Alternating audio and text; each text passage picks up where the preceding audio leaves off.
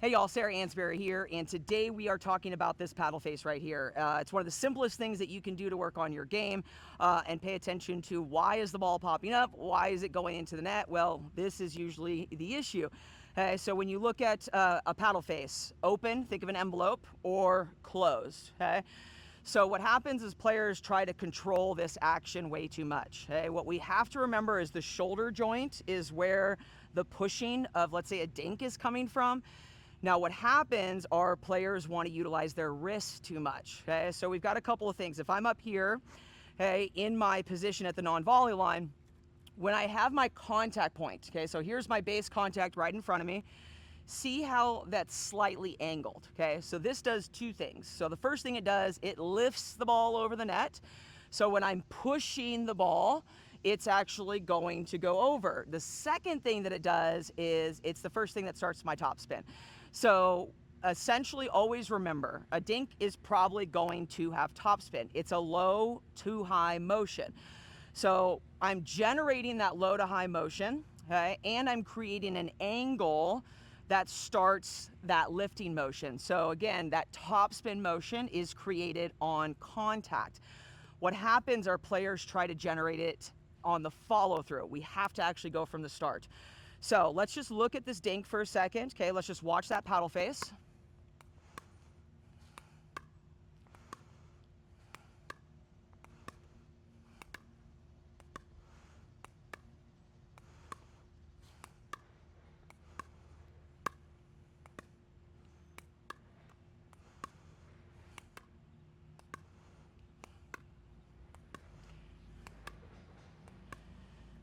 So a lot of my players, they say, well, isn't the ball gonna pop up because my paddle face is open?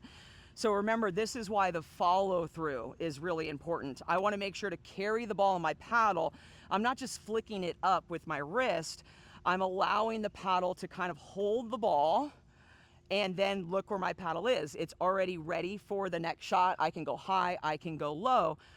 Now, one of the tendencies that players have when they're in these positions is they're worried about ready position, okay?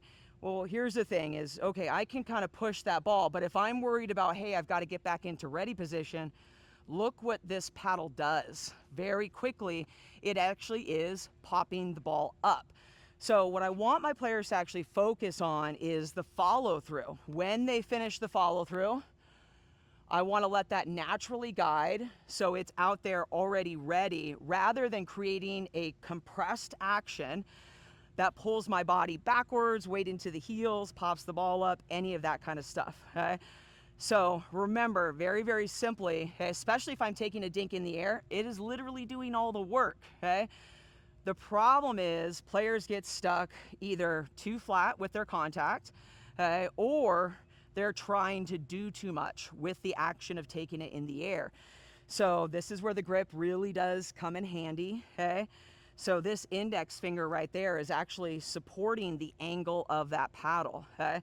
So if I'm holding like too much in an old school continental, let's say like a fist, that's gonna cause a lot of wrist flexion and action rather than engaging the shoulder with that. So it's my fingers that are really holding that paddle. If I want a ball to go this way, paddle goes this way or this way. All I'm looking at is guiding the ball with the paddle, and there's my control, there's my spin, and there's my net clearance with one basic concept.